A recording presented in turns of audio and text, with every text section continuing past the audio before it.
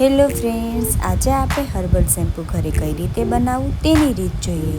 Herbal shampoo બનાવવા માટે આપણે લોઢાની કડાઈ લેવાની છે. તમારી પાસે લોઢાનું કોઈ પણ વાસણ હોય તે લઈ શકો છો. લોઢાના વાસણમાં અડધો કપ મેથી, અડધો કપ રોઝમેરી, અડધો કપ કલોંજી, ભૂંગરાજ, કડવા લીમડાના પાન, મીઠા લીમડાના પાન, 1 વાટકો આંબળા, 1 વાટકો અરીઠા, 1 વાટકો સિકાકાઈ, 2 લીટર જેટલું પાણી એડ કરી હલાવીએ.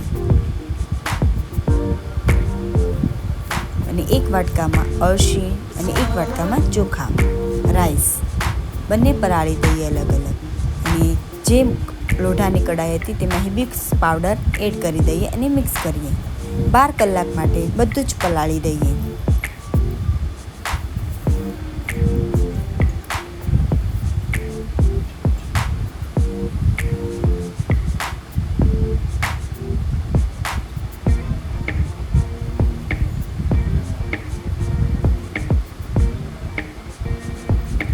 બાર કલાક પછી તમે જોઈ શકો છો લોઢાનો કાટ બધો જ તે આપણું જે પલાળ્યું છે તેમાં વયો ગયો છે. અને જે અળસી અને રાઈસ પલાળ્યા હતા તે પણ એડ કરી દઈએ.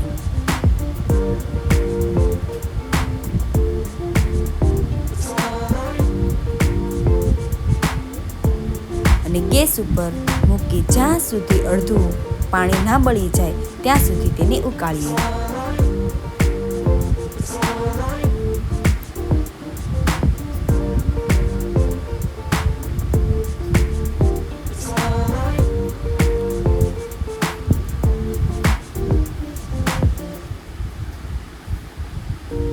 તમે જોઈ શકો છો આપણું અડધું પાણી થઈ ગયું છે.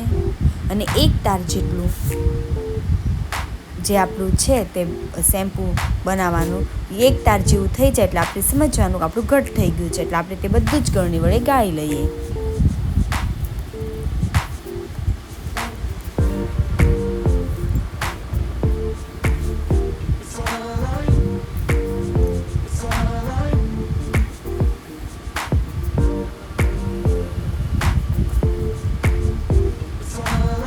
બધું જ ગળાઈ જાય પછી જે આ કૂચો વધે છે તે નાખી દેવાનો નથી. તેમાં ફરી 1 લીટર જેટલું પાણી એડ કરવાનું છે. તેને હાથ વડે મસળવું અને હાથ વડે ના મસળવું હોય તો બ્લેન્ડર દ્વારા ક્રશ કરી લઈએ.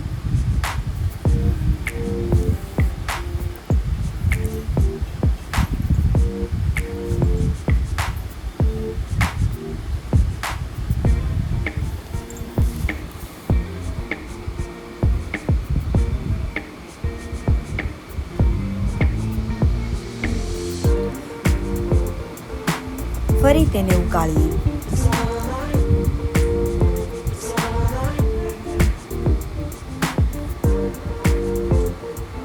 ઉકળી જાય એટલે તેને ફરી ગાળીએ.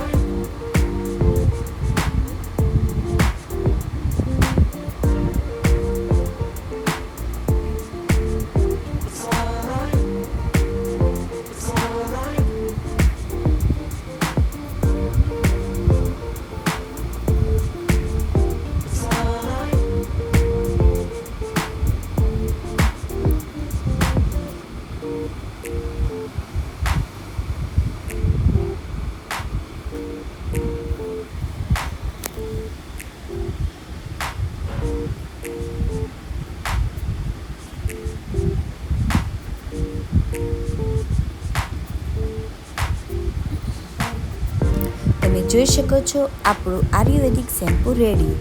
હવે આ એકદમ ઠંડુ પડે પછી તેમાં શેમ્પૂ બેઝ એડ કરીશું.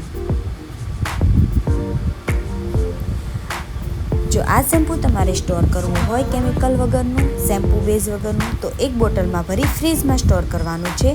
અને શેમ્પૂ બેઝવાળું તમે 3 થી 4 મહિના માટે રાખી શકો છો. અને એમાં ગ્લિસરીન બેઝ મેં થોડુંક એડ કર્યું છે, તમે પણ એડ કરી શકો છો.